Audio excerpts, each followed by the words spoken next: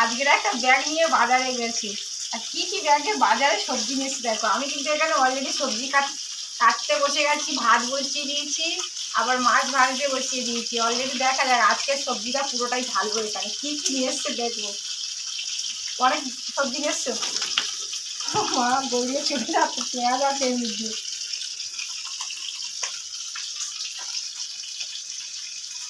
ডিম কড়াই, তারপরে দেখো বেগুন, দুটো সুন্দর বেগুন আছে, কাটা বেগুন। আর এখানে আবার কি হয়েছে দেখো, উচ্ছেটা ভাতে দিলে ভালো হতো। আলু ভাতে দিয়ে দিয়েছি, উচ্ছে ভাতে। আর এখানে কচু, ভেন্ডি, অনেক কিছু নিয়ে এসছি।